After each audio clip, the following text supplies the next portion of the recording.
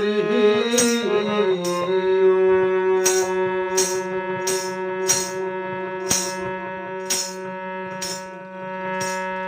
हम लोग, जैसा कि अभी माघ मास का महीना चल रहा है, माघ मास की नवरात्रि के समय में हम लोग आज बसंत पंचमी के शुभ अवसर पर उपस्थित हैं। नवरात्र केवल आश्विन शुक्ल पक्ष में ही नहीं होती, चैत्र शुक्ल पक्ष में ही नहीं होती, बल्कि माघ महीने में भी एक नवरात्र होती है शुक्ल पक्ष में। और 3 नवरात्रि हो गए। चौथी नवरात्र आषाढ़ मास में, आषाढ़ मास के शुक्ल पक्ष में भी एक नवरात्र होती है। इसलिए हम लोग 4 नवरात्र को मुख्यतः जानते हैं। और चारों नवरात्रियों में विशेषकर भजन भाव, पूजा पाठ, दुर्गा पाठ, रामायण पाठ, साधक लोग प्राणायाम, योग साधना, ध्यान, समाधि, अष्टांग योग इत्यादि, ये माघ महीने में, माघ के पूरे मास भर बहुत फलदायी और बड़ा सिद्धिदायी होता है। तो इसलिए आइए हम लोग माघ मास के शुक्ल पक्ष के नवरात्र के आज बसंत ऋतु बसंत पंचमी के शुभ अवसर पर उपस्थित सभी भक्तों को बसंत पंचमी की हार्दिक बधाई।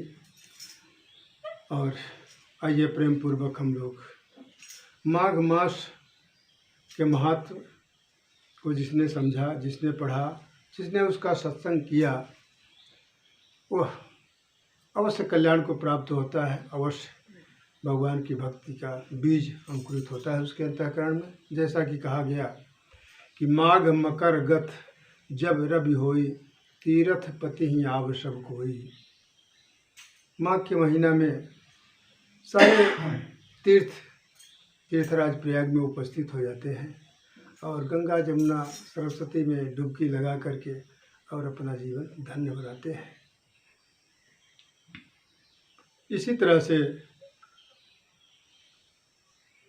याज्ञवल्क्य जी महाराज भरद्वाज जी के गुरुदेव भगवान इस माघ महीने में, माघ मास में त्रिवेणी गंगा सरस्वती के स्नान हेतु पधारे और भरद्वाज जी ने अपने गुरुदेव याज्ञवल्क्य जी को चरण पकड़ के रोक लिए और उनसे साधन, भजन, भगवान की भक्ति किस तरह से प्राप्त होगी, क्या ज्ञान है, क्या ब्रह्म है, क्या प्रकृति है, क्या जीव है, क्या माया है, इन सब के बारे में सत्संग होता है। और तीर्थराज प्रयाग में सभी लोग भक्ति रूपी, आनंद रूपी गंगा जी में डुबकी लगा करके अपना जीवन धन्य बनाते हैं। और तीर्थराज प्रयाग की महिमा आज से नहीं, इसका नाम है प्रयाग। प्र अर्थात प्रथम सृष्टि, याग यानी यज्ञ यज्ञाद। प्रथम सृष्टि से यज्ञ यज्ञाद और प्रकृति के प्रथम पुत्रों के द्वारा, प्रथम पुत्र कौन कौन है? आदिशक्ति के परमपिता परमात्मा के तीनों संतान कौन है? ब्रह्मा, विष्णु, महेश।